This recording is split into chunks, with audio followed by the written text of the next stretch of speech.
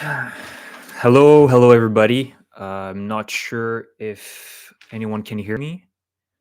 I had some technical issues with my first live stream, so I had to redo it, unfortunately. So I'll wait a few minutes before some of you come and arrive.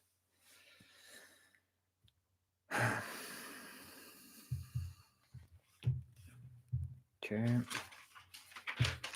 Again, I had some technical issues going on, so I had to redo my stream, and my first link utterly failed. So I had some technical issues. So I want to start today, and I guess you guys already heard what happened.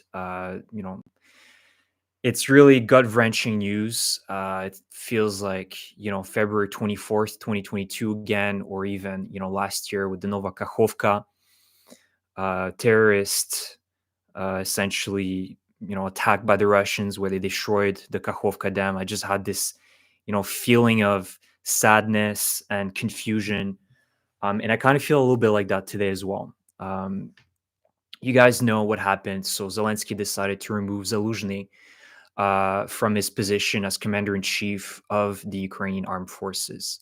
I think most of you also know my position on this. I highly respect Zaluzhny. I do not idolize him, but I very much so respect him. And I'm disappointed by this decision. I don't think there was really many, there wasn't that many reasons why Zelensky, did that. In my opinion, there was not a lot. And we'll talk a little bit about why that happened, what could be the reasons, and also want to hear your opinions, guys. So write down in the comment section how you guys feel following these news. I personally, as I've mentioned, I'm very disappointed, and I do not agree with this decision. And I made a video last week talking about this situation that was bring up last week. And a lot of people said, this is just Kremlin propaganda. And I told you guys that most likely this was not propaganda. The truth was somewhere in the middle, that Zelensky and Zaluzhny did indeed have some sort of rift. But you guys must understand why I'm disappointed. It's not because um, I idolize Zaluzhny, whatever.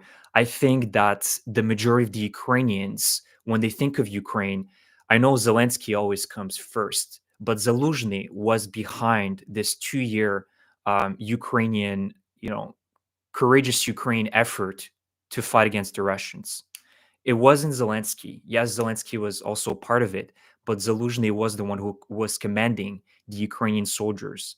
And that's why almost 90% of the Ukrainian people trusted now his leadership of Zaluzhny. You can say all you want about some failures, some miscalculations, and that will obviously happen. But I think that Zaluzhny, proved himself to be a worthy commander, and he proved himself that he still belongs in that position. And that's why I disagree, because you can't really explain it, right? Just by saying, like Zelensky explained it, oh, we just need change. We need to bring back confidence for the Ukrainian people. The Ukrainian people are already confident with Zaluzhny. The Ukrainian people weren't asking for another commander. They were asking for changes within Zelensky's administration, within his government. And Zelensky does the complete one, um, complete something completely different, you know, and that's what I think is also a part of why I'm disappointed. So let me see some of your comments here. We're 23.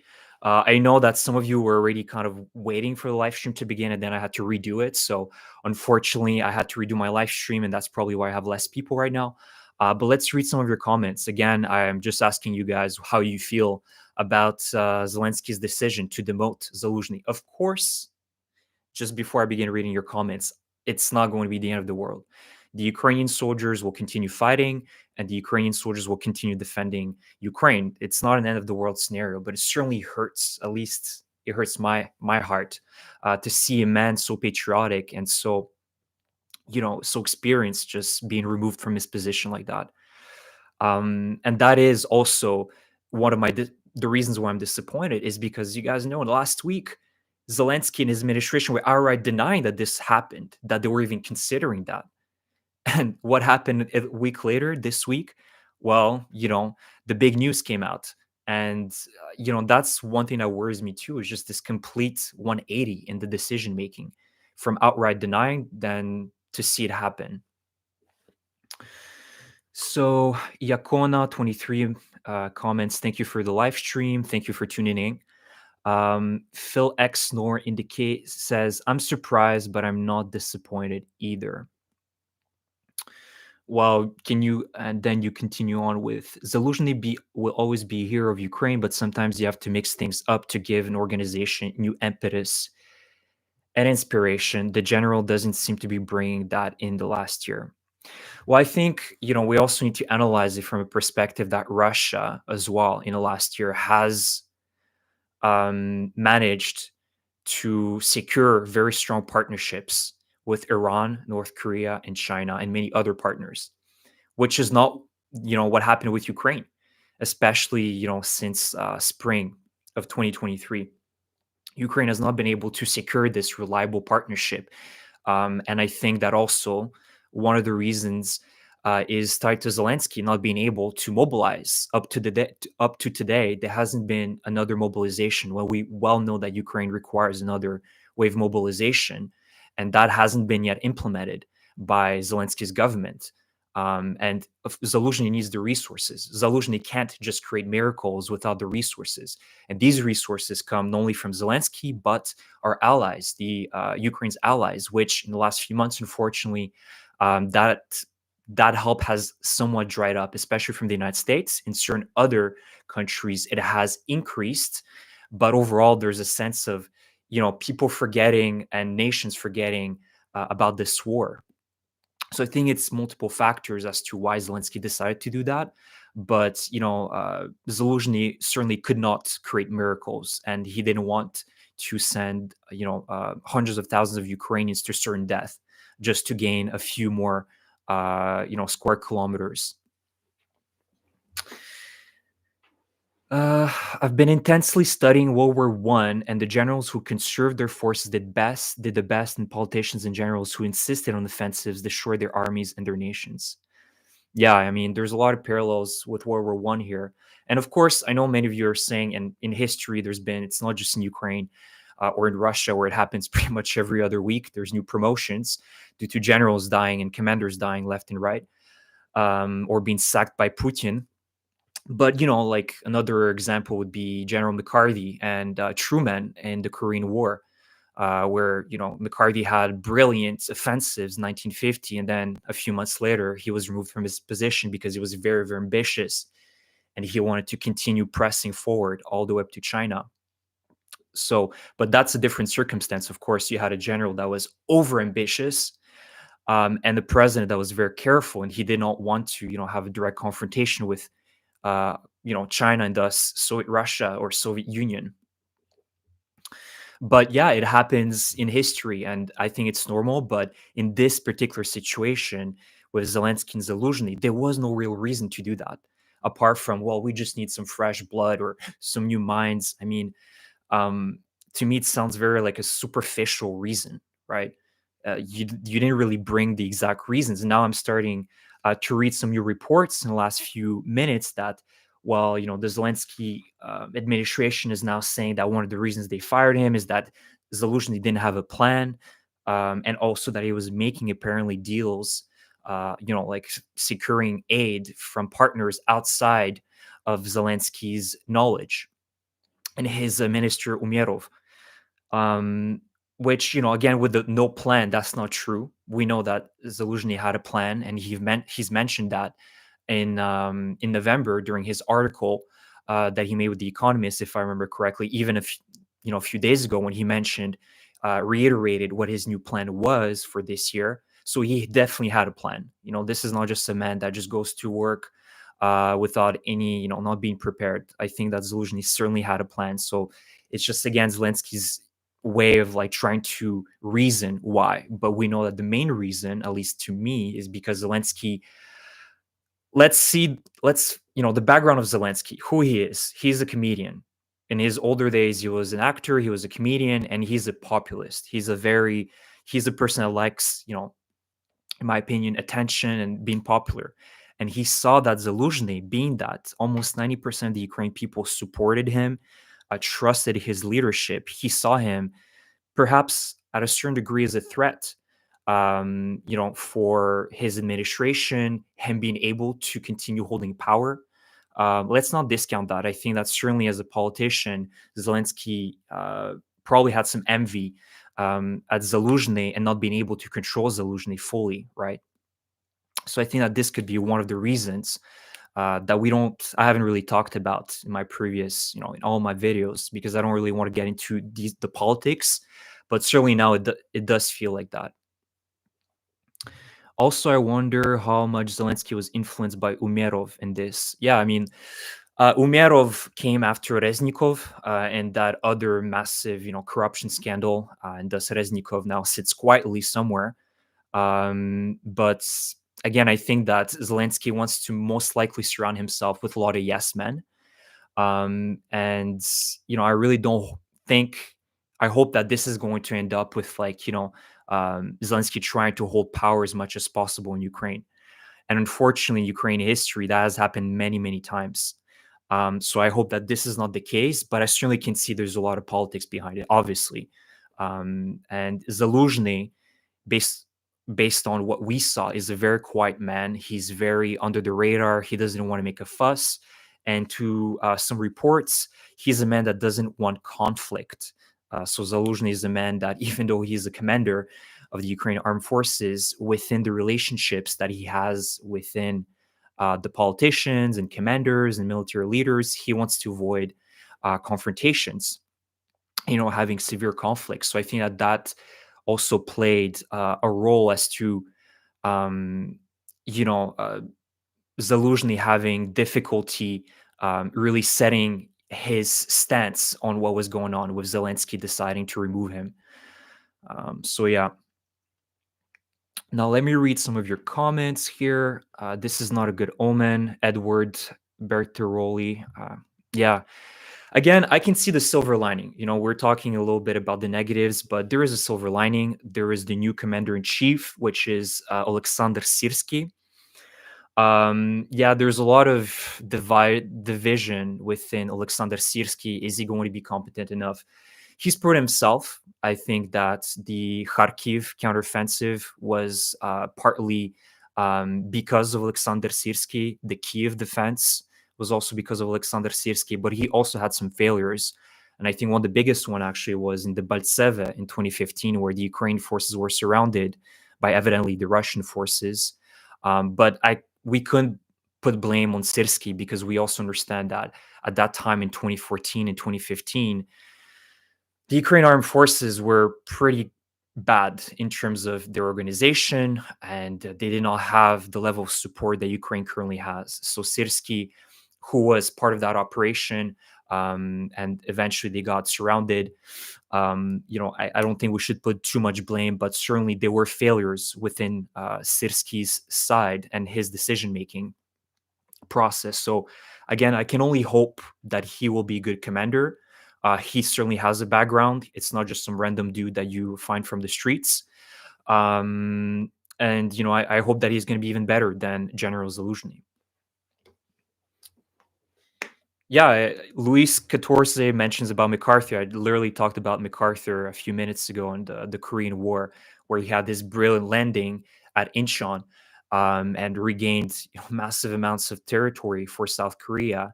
But then he got sacked a year later. So it happens. It certainly happens, but I'm a little bit disappointed personally. I think that, of course, there's a little bias, but I think Zaluzhny evidently is the face of the Ukrainian resistance, right? When you think of the last 2 years, you certainly think about Zaluzhny, and so you get a little bit emotionally tied to the man and what he represents. So of course, there's a little bit of that. I'm not gonna lie, but again, it's not just that. I've already presented some reasons why I disagree with this decision by Zelensky. Trips there mentions it's interesting people are wanting to use that he needs a break since he's been leading from the start. Yeah, I mean anyone believing, if it's Zelensky or his administration mentioning, oh, Zaluzhny needs a break. He's a military man. They're built to withstand and be patient and go through the biggest of obstacles. And here you're telling me Zaluzhny wants a break. He wants to go to the mountains and kick it, with a beer. Like, it's nonsense, and don't believe that. It certainly was Zelensky's decision, and thankfully, it's Zelensky who did it, right? He, I guess, wanted Zaluzhny to be the one that resigns, right, to make it look less bad. So that's what probably happened last week when they had that first meeting, and Zelensky's like, "Look, I can give you another job. You just need to resign." But it's good that Zelensky did it because he has to answer that. And whatever happens in the next few months, that's going to be on Zelensky now. He's going to have to answer for that. So, again, I'm not hoping for any failures here. I'm just saying that whatever happens next, sternly, um, will be partly because of Zelensky's decision, right? In terms of what happens in the next 3 months in Ukraine, how the battle lines shift.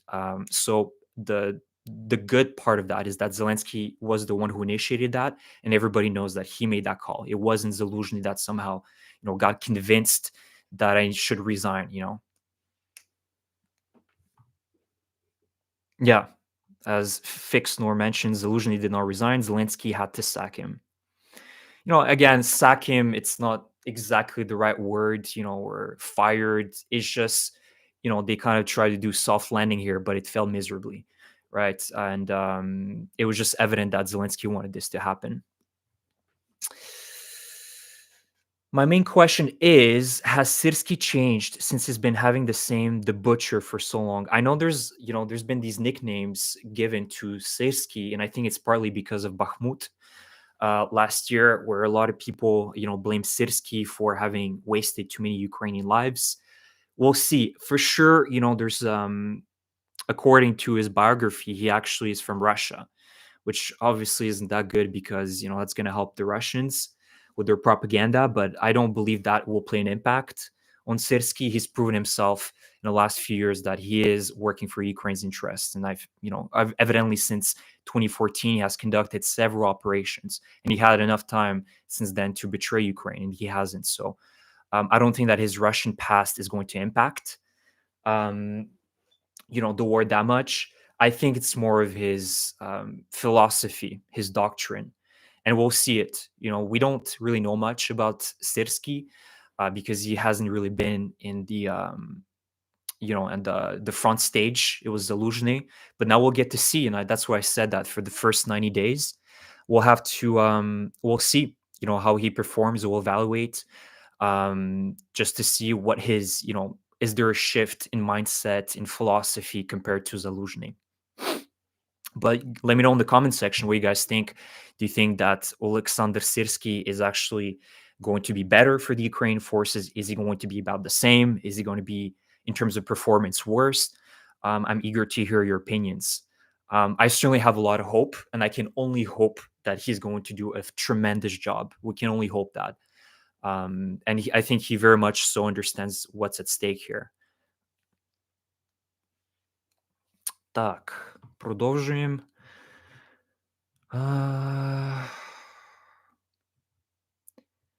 And yeah, let me know, guys, as well where you're from. I'm eager to hear. I have an international crew here, so let me know, guys, where you're from as well, from the United States or Europe or Asia. Please let me know in the comments. Not evidently the case here, but people do burn out, and that causes a change of behavior. You can train as much as you want, but any human will change when under high pressure for years, for sure. I mean, you even look at Zelensky. I mean, this man has aged 20 years in the last 2 years. From a young actor, good-looking actor, to pretty much an old man that is about 55 or 60. So certainly there's a lot of pressures, and you look at Barack Obama and any other president, that have gray hair after their 4 years in office. So for sure, there's a lot of pressure, but don't be telling me that Zaluzhny needed a break. Uh, I think he understands what's at stake here, and every single minute matters. And taking a break is just not something the Ukrainian people, unfortunately, can do right now because the question is truly existential for Ukraine. You think that if Ukraine was to give up its weapons, surrender, that the Russian people will be nice to the Ukrainians after that? That they'll simply think it's a misunderstanding. They will absolutely commit genocides and kill millions of Ukrainians. I have no doubt about it. Just like what they did in the 1930s, the whole Domor, the gulags, where Stalin just absolutely destroyed a massive percentage of the Ukrainian people. And that's exactly what's going to happen if Ukraine surrenders. New Brunswick, Canada. Hello to New Brunswick, lovely province. Jacksonville, Florida. I need to go to Florida soon because it's cold out here. Lexington, Kentucky. Nice, nice. LaPorte, Indiana. Um, I have in-laws in Ukraine, and John, I hope that they're doing okay. I hope that they're safe wherever they are. Greetings from Miami. A lot of people from the south of the United States. It's good to see, and central United States. Um, I'm just curious to hear as well, like in Florida, is there, a lot of pro-Ukrainian like Americans, or is it more kind of neutral? I don't really know what the feeling is, especially in the south of the United States. Let me know in the comments. Northampton, UK. Thank you, UK. Wonderful country, and UK was the first country to, along with the United States, to really provide support to Ukraine the first few days of the full-scale invasion by Russia. So thank you. Somerset, Kentucky. Literally no idea of what he will be able to do, but wasn't he the head of the Kharkiv offensive? Yes, I've mentioned that in regards to Syrskyi as the new commander in chief. He was in charge of the Kharkiv offensive, but I think that um, he was actually in charge of the defense of Kharkiv at first, but then I think the opportunity presented itself, and he was able to have this massive breakthrough. So certainly, it appears that Syrskyi is a risk taker based on the few operations that he conducted. He is a risk taker, and as I mentioned, this can be a good and a bad thing at the same time. Um, Sometimes you do need to take risks, and some of the greatest victories in military history have been through huge risks. Again, if I bring up the example of General MacArthur with the Korean War, well, his landing in Incheon was believed to be a suicide mission, and this is what allowed South Korea to essentially regain a massive amount of territory from North Korea back in 1950. And so certainly you do need these risk-taking leaders that can take those decisions. And for sure, I can see as well that Zaluzhny was more careful, and especially in the summer counteroffensive, Zaluzhny, as you mentioned, the articles, he didn't want to waste lives. At the same time, what kind of risks could you take in Zaporizhia? I mean, it's not like there's some geographic obstacle or some sort of advantage that you had. The Russians were seeing exactly what the Ukrainian people were doing, the Ukrainian forces were doing. They had drones, they had mines. There wasn't really much of an element of surprise in terms of the southern counteroffensive. That is not to excuse the fact that the summer counteroffensive, didn't work out, but certainly it's much harder now to give these massive surprises, especially when your enemy is so well prepared. And we know that the Russians were extremely well prepared in 2023 in the summer. Millions of mines, hundreds of thousands of men ready for rotation. And, with the mindset of the Russians, well, it's just, it's another zombie attack after zombie attack for them. Or in the case of defense, it's just rotating all the dead soldiers with a new brigade, a new unit there. It was just filling up the holes. So I think that, Zaluzhny could not perform miracles either with the lack of resources he had on his side as well. He did not have jet fighters. There was no air superiority. And also there wasn't enough men. If we're talking about, Ukraine versus Russia, to be able to really aggressively push the Russians. But certainly, there were perhaps other mistakes that were done from Zaluzhny. So that is not to discount or say that he is without any blame either.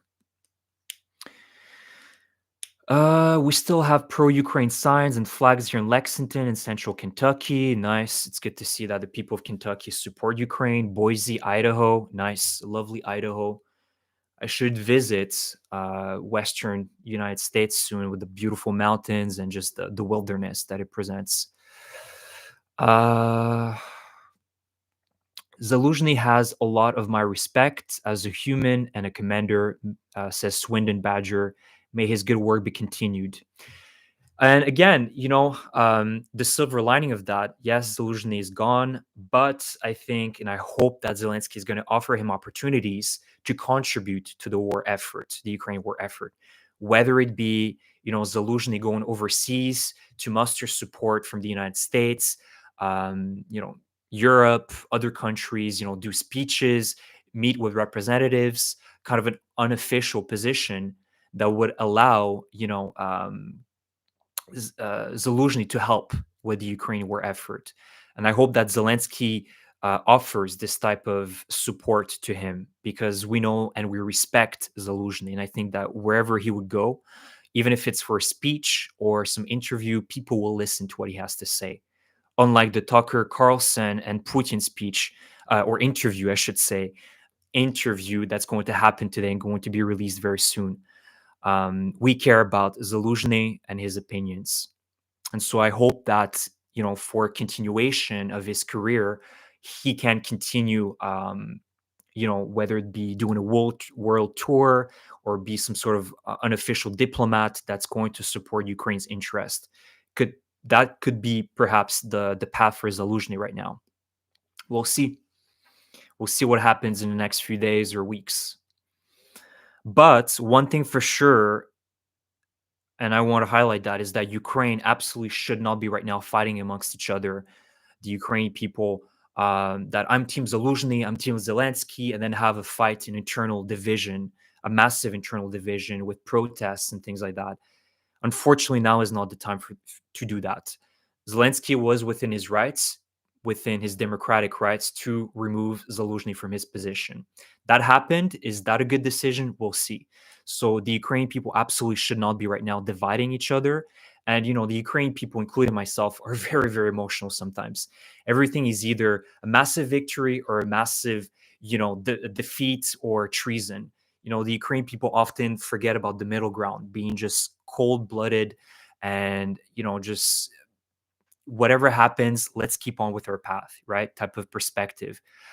And I think that Ukraine cannot afford right now to do protests, start fighting. I'm Team Zaluzhny, I'm Team Zelensky, or I'm Team this and that, because that's what historically brought Ukraine to, getting destroyed by Russia in its history.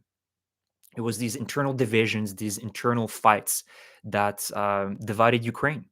And I hope that this doesn't get repeated this year. So that is very important to highlight. Ukraine can't afford to be divided like US politics. Exactly. I agree. Because again, it's an existential question for Ukraine as well. This is not just some political division, it's an existential crisis for Ukraine, right? If Ukraine loses, the Ukrainian statehood is gone and Russia will commit massive genocides in Ukraine and it will take every single opportunity to continue killing Ukrainians. So for the Ukrainian people, it's a very much so, unfortunately, existential question. And they cannot allow the Russians to foster these divisions to their advantage because certainly Russia today, today alone has won several narratives, right? They're going to have a big interview with Putin today. Now Zaluzhny was demoted by Zelensky with no real reason provided by Zelensky. Today is a good day for the Russians, unfortunately. So I promised you guys that I would do this very, very, it would be a very quick video. I'll give it maybe 10 more minutes, 10, 15 more minutes. I don't want to take too much of your time. I thought it was just best to have a conversation with you guys and girls to discuss these news today because the video just wouldn't cut it.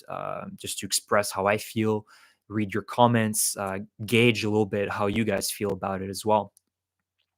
Mikael Jorgensen. and I hope I mentioned it well. I said it well. Hi from Copenhagen, Denmark. Thanks, Chris, for great content always. Thank you for tuning in, guys. Again, a huge thank you for subscribing to my channel, for leaving me comments. And I genuinely do appreciate your comments. I read them. Sometimes I respond to them, but I certainly read all of your comments. And you guys, I hope, can see that because I like a lot of your comments as well. And even constructive comments, right? I think that it's important to not just get sucked in a bias of, Ukraine's going to win and everything's going super well for Ukraine. Constructive criticism is also appreciated. For better or for worse, this feels like the biggest decision Zelensky has made since the first week of the war. Certainly, this is uh, among the highest, the most important decisions that he has made since the war started, if not in his entire career. And we'll see what are going to be the consequences of that decision this year. And I can only hope that the consequences will be positive. But certainly, there's a lot of questions right now in the air that we cannot answer, unfortunately. Uh, Russian success is also 80% bluff, says Potato Gunman, as if they have unlimited resources, but they don't. They are walking on their toes too. I agree. Of course, the Russians right now have an immense problem of resupplying all the things that they've lost: men, vehicles, armored vehicles, ammunition. And you've seen the last few weeks with these great explosions throughout Russia, whether it be an oil refinery, liquefied gas terminal, and different other important industries that were hit by either drones or health and safety, accidents, like the one that happened yesterday. Now it's not confirmed if it was Ukraine that conducted this operation in Votkinsk or in Izhevsk. So Izhevsk is a large city, and just I think north of Izhevsk there's Votkinsk, and that is where that factory exploded. You guys must have seen the video yesterday of that huge explosion. I mean, this is one of the biggest explosions I have seen since spring 2022, where Ukraine was hitting the Russian ammunition depot in Donbass. I mean, the explosion that we saw in yesterday's video was massive, and clearly, according to the sources, this was the factory that produced ICBMs and missiles, different types of ballistic missiles, and things like that. And they were testing them in that factory. So let's hope that this is going to severely diminish Russia's capacity to build missiles. And there's been an immense reduction of Russian terrorist attacks this winter. I don't know if you guys noticed, but there's far less, air alerts, Russian air attacks compared to last year. And I think that is directly attributed to Ukraine now hitting constantly Russian industries in Russia. But yeah, when we're talking about Russian success being a bluff, I wouldn't say it's a bluff. Russia is still able to gain some ground, but very little ground, and they're trying to spin it into like this massive victory, like they've retaken Berlin in 1945, when most likely Russia will be able to capture Avdiivka, but at what cost? Right, over almost 5 months of fighting, tens of thousands of dead Russian soldiers, and you're trying to spin this as a massive victory and a boost for Putin's elections in March. I mean, only the Russians can believe this. The rest of the world sees the madness that Russia's heading for.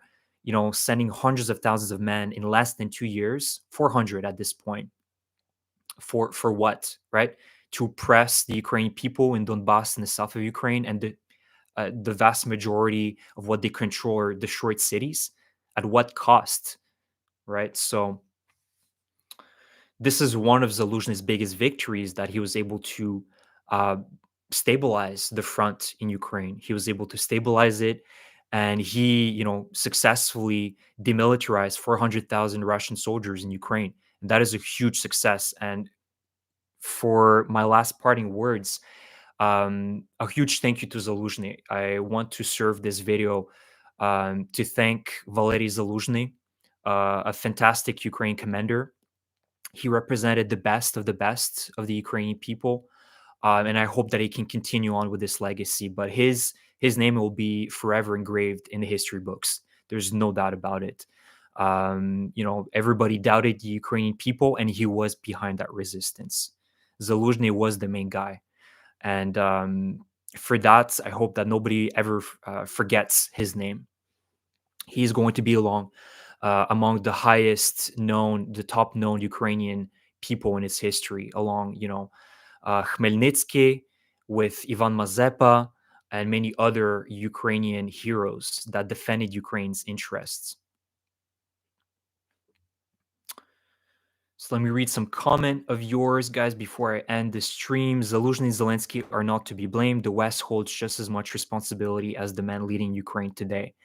The West can do a lot more. Otherwise, we'll be sending soldiers tomorrow. I agree. But every country also, we need to understand, thinks about themselves as well. They have their own interests. So I'm not going to blame entirely this is the West's fault.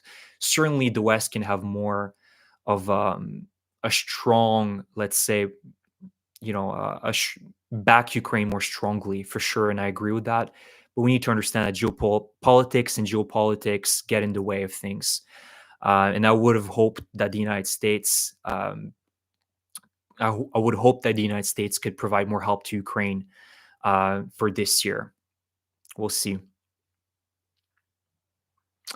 Trister says, just hopped on. Thoughts on Syrskyi? I already talked about it. I will see. I mean, let's give him 90 days. My initial thoughts is that he's more of a risk taker. So this can be both a good and a bad thing. So we'll see. He has had some success in Donbass, but we'll have to see, how successful he's going to be for this year, because that was back then in 2022, where the Russians did not have the defenses that they currently have throughout the occupied territories of Ukraine. So, as I said, uh, Zelensky's experiment, you know, I don't agree with his experiment, but I also don't think that much is going to come out of it. I'm not expecting that because of this change, somehow Ukraine is going to have a brilliant breakthrough this year. Although I can only hope so. I remain optimistic, but we need to be realistic.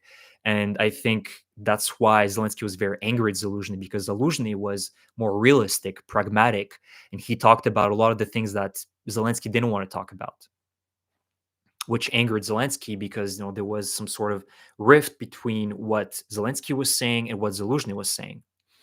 And another reason why I'm so discontent is that Zelensky takes a lot of the credit for Ukraine's resistance, starting February 24th, 2022, in his great quote that I don't need a ride, I need ammunition. But let's not forget, and I want to highlight that before I end, that Zelensky was the one that was downplaying the Russian threat before February 2022. He was the one that's saying that Russia would never attack Ukraine, that Russia is, just simply threatening Ukraine. It's just some, petty threat by Putin, and he did not prepare the Ukrainian people for this war, right? While he very well knew that Russia would attack, without a doubt, a few days before, he knew that Russia would attack, and he did not prepare the Ukrainian people enough. And I think that is very important to mention as well. Let's not forget that Zelensky, you know, um, pretty much downplayed the Russian threat before February 24th, 2022. And Zaluzhny was the reason why Ukraine successfully was able to hold off, among with, of course, Syrskyi and the other commanders. It's just not Zaluzhny himself, but all the great Ukrainian leaders, military leaders, held off this massive Russian attack in February of 2022. So Zaluzhny is the one that needs to take more of the credit rather than Zelensky, because Zelensky downplayed the Russian threat. But I will give him respect for the fact that he stayed in Ukraine, and he did not seek a ride out of Ukraine. I think that is very commendable as well for Zelensky. So let me read a few last comments, and I will end this live stream. I'm going to try to go for 45 minutes today. I think this is not good for Ukraine, says Petra. Thorsten mentions Syrskyi will be a good general. I can only hope so. Let's hope that he will make the right calls, the right decisions, and he will be a good general, a good commander. But I know that the Ukrainian soldiers right now had far more respect for Zaluzhny rather than Syrskyi. So we'll see. if Syrskyi is able to really bring back this trust level from the Ukrainian soldiers. Good night, Herb. Take care. It seemed like the army was unprepared too. Like, how on earth Russia could cross Dnipro into Kherson? Yeah. I mean, the South was one of the biggest letdowns for Ukraine. Where was the defense of the South, right? How come Russia was able to just sweep through to Mariupol in less than a week, right? Starting from Crimea. Where was the mining of the bridge that linked Crimea to Kherson, right? Now I forgot the name of the link, but that little like bridge through these kind of swamps between Kherson and Crimea. Why wasn't that destroyed? That would have certainly complicated the Russian crossing, which would have allowed the Ukrainian forces to then, bomb them either with jet fighters or Bayraktars, right? That didn't happen. There was a lot of cowardice and treason in the South, to which I think Zelensky and maybe Zaluzhny need to answer for as well, because we don't really know the details of what happened. Why did the South just, there was absolutely no defense of the South until the Russians got to Kherson a little bit. And then Mykolaiv was the ultimate Ukrainian resistance, where they were able to drive out the Russians completely out of Mykolaiv and then eventually regain Kherson city. But there was a lot of traitors in the south of Ukraine, and I think that also needs to be looked in, and Zelensky needs to clean up house, because, as I said, unfortunately, Ukraine is still filled with sleeper cells, Russian sleeper cells, and a lot of Russian agents and double agents. Slava Ukraini. Thank you, NATO TV War Jimbo. And Potato Gunman mentions Ukraine has some shortages, but at this moment they're also holding back some big assets like the first F-16s. They're better battle ready and some big projectiles. Some plan is cooking. Yeah, for sure. It's business as usual for the Ukrainian forces. And I know that this year will provide us with a lot of great Ukrainian missions. It's just, there's still a little bit of a disappointment with Zaluzhny not being part of these decisions anymore. So that's the video and the live stream, I should say, for today, guys. I hope you enjoyed it. I know we weren't that many. We're about 60, 70 people today. But thank you for tuning in. I know this was very last minute. I didn't promote it. I also had technical issues, so I had to redo my live stream. So I probably have lost some of you. But thank you for being part of Ukraine's fight. I will do another live stream actually on February 24th, marking the unfortunate 2-year mark of this brutal Russian invasion against Ukraine. We'll talk a bit about the last 2 years, just a general, discussion with you. I'm really enjoying these live streams, to be honest. So thank you so much for being part of the live stream. And what can I say? Let's hope that Alexander Syrskyi will be just as good, if not better, than Valery Zaluzhny. I hope you guys enjoyed this live stream. Slava Ukraini!